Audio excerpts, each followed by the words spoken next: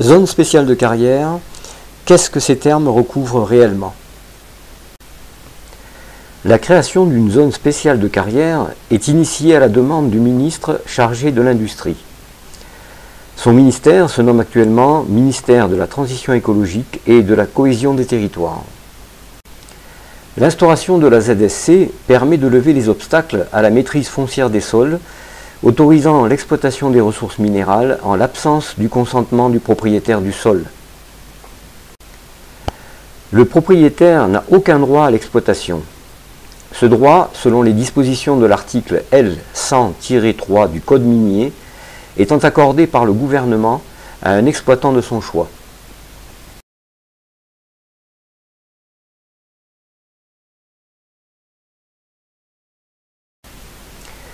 La procédure d'examen au cas par cas des projets, des plans et des programmes a été mise en place par la loi du 12 juillet 2010 portant engagement national pour l'environnement.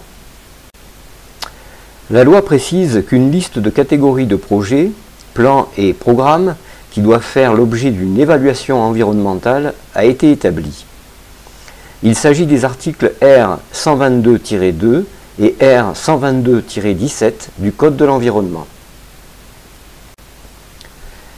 Il est précisé que l'ensemble des projets doivent faire l'objet de manière systématique à évaluation environnementale. Le projet ZSC de Maurienne doit faire l'objet d'un examen au cas par cas afin de déterminer, au regard de leurs possibles impacts notables sur l'environnement, si une évaluation environnementale doit être réalisée. Cette décision est prise par l'autorité environnementale. Le représentant du ministère est le directeur de l'eau et de la biodiversité qui est rattaché au Bureau de la politique des ressources minérales non énergétiques, à la Direction générale de l'aménagement du logement et de la nature, du ministère de la Transition écologique et de la Cohésion des territoires, envoie un courrier daté du 8 décembre 2021 au président de l'autorité environnementale pour lui demander de prendre en compte un examen au cas par cas, préalable à la réalisation d'une évaluation environnementale. Ce courrier est accompagné d'un document de 240 pages pour argumenter la demande d'examen au cas par cas. Nous remarquons que le directeur de l'eau et de la biodiversité, dans son courrier du 8 décembre, insiste particulièrement sur deux points. La notion d'insuffisance de ressources connues et accessibles d'une substance relevant du régime légal des carrières et présentant un intérêt économique, national ou régional. Le schéma régional des carrières d'Auvergne-Rhône-Alpes dans l'évaluation des gisements d'intérêt régional et national explique que l'on dispose de 200 ans de réserve de gypse au rythme de consommation actuelle, et sur la carte à gauche on s'aperçoit que les Alpes ne représentent que 5% du gypse disponible sur tout le territoire. Sur l'aspect économique, à la page 34 de la demande d'examen au cas par cas du projet de zone spéciale de carrière, au chapitre Acteurs et concurrence, on peut remarquer que l'on parle de producteurs européens en recherche de prise de marché pour faire fonctionner leurs usines devenues surcapacitaires sur les marchés traditionnels. On peut également s'interroger sur la nature du propos, puisqu'il est écrit qu'une entreprise allemande a déposé un dossier de demande d'exploiter une usine dans les Bouches-du-Rhône de plaques de plâtre, et d'après le rapport, elles devraient doubler leur capacité de production à court terme. Il n'est nulle part précisé l'origine du gisement, ou s'il serait importé. Par contre, il est précisé que ce projet permettra de fournir des produits depuis Fos-sur-Mer, par barge et par route vers plusieurs pays. Dès lors, nous nous interrogeons. L'instauration de la ZSC Maurienne par le ministère ne serait-elle pas pour concurrencer cette autre entreprise ? Dans un courrier daté du 14 janvier 2022, le rapporteur de l'autorité environnementale adresse une réponse négative.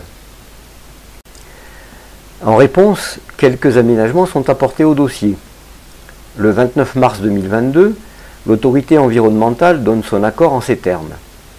Les objectifs spécifiques poursuivis par la réalisation de cette évaluation environnementale sont ceux explicités dans les motivations de la présente. Nous nous interrogeons sur la justification d'une procédure d'exception déclarée d'intérêt national.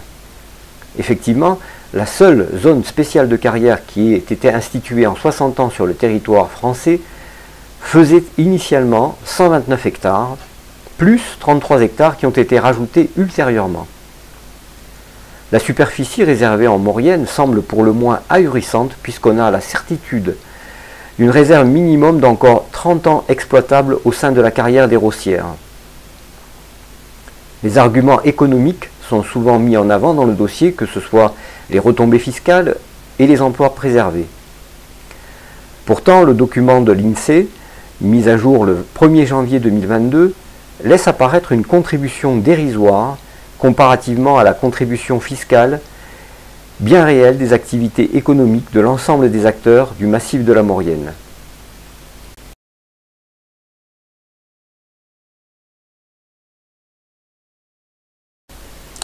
Le gypse est une roche de faible densité qui peut rejoindre la surface par le biais de deux possibilités. Soit en passant au travers des autres roches, entraînant parfois une transformation de ces dernières, comme par exemple transformer les calcaires par dolomitisation en carnieul. Soit en longeant les lignes de faille pour rejoindre la surface, ce qui représente un avantage indéniable pour l'exploitation, facilité d'accès, gratuité et abondance. Le gypse, après son extraction par divers processus, est transporté en camion puis en train jusqu'à l'usine pour subir une déshydratation et devenir du plâtre.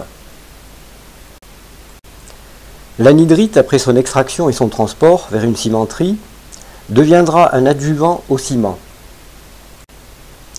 Sur la partie droite de l'image, nous voyons une zone claire. Il s'agit de l'actuelle carrière en exploitation du site des Rossières. Ici, nous voyons l'emprise de la zone spéciale de carrière pour le secteur de l'Arvan.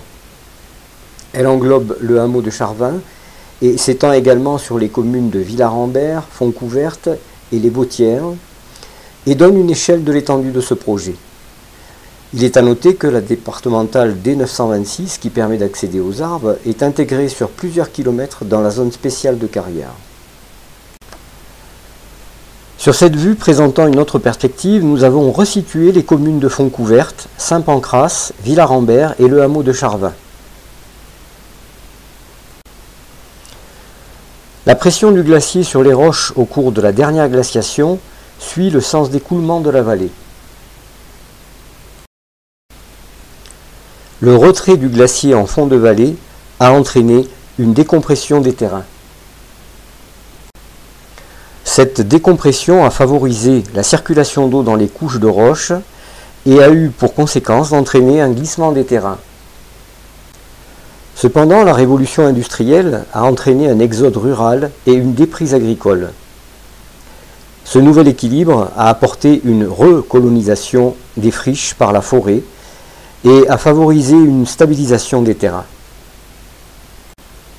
Nous avons à la cime du Châtelard, sur la droite, des blocs basculés stables qui viennent des grandes profondeurs et en appui les terrains sédimentaires plus légers posés sur le gypse.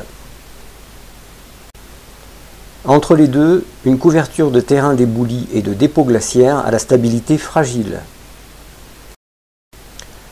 Entre ces couches s'interposent les gypses qui servent de couches de savon entre les forces en appui servant d'amortisseur lors des phases de réajustement. Il est à noter qu'il n'y a pas eu de mouvement sismique supérieur à 3,5 sur l'échelle de Richter sur le secteur de l'Arvan. On peut donc s'interroger si lors d'une extraction massive de gypse,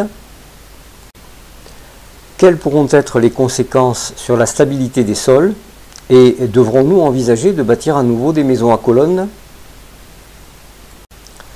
Ce tableau laisse apparaître une majorité de points dont l'impact est qualifié de fort à très fort.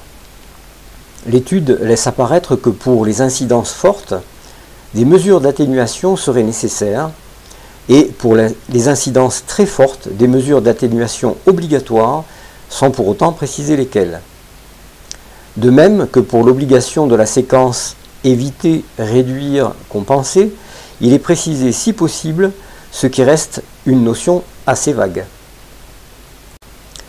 À propos des enjeux relatifs à la nature et à la biodiversité, on constate qu'en plusieurs endroits, des corridors biologiques sont impactés par les périmètres de la ZSC. Le dossier de demande d'études environnementales vient du ministère de la Transition écologique et de la cohésion des territoires. Et l'on peut s'étonner de voir que les pièces qui ont été collectées sur des sites gouvernementaux l'ont été par la société Placoplâtre. Nous vous laissons prendre connaissance par vous-même de quelques phrases révélées dans le dossier et où les contradictions ne semblent pas vraiment émouvoir.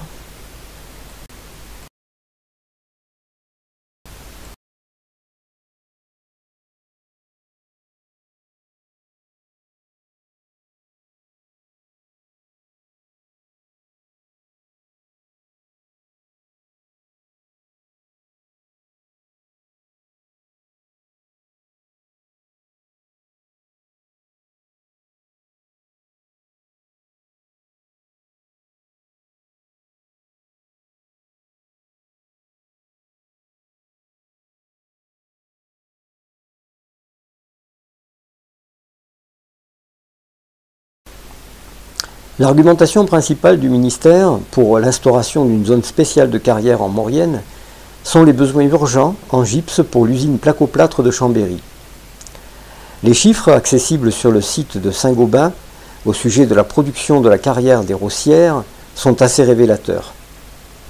Il est à noter que Saint-Gobain est une entreprise qui regroupe plusieurs sociétés, dont Placoplâtre, et la carrière des Rossières est exploitée par la Sogima, autre branche du consortium. Depuis 14 ans, la baisse de production est constante, au rythme de 15% de décroissance. Néanmoins, leur autorisation d'extraction depuis 2013 a vu son seuil de volume d'extraction passer de 350 000 à 550 000 tonnes. En d'autres termes, depuis 2013, cette société a obtenu cette autorisation qui aurait pu se traduire par une marge de production de 48%. Et néanmoins, nous constatons qu'elle n'a jamais été exploitée. Pourquoi demander dès lors, et dans l'urgence, de multiplier cette autorisation pour une ZSC maurienne dont la superficie passerait de 41 hectares à 1024 hectares, soit 25 fois plus grande?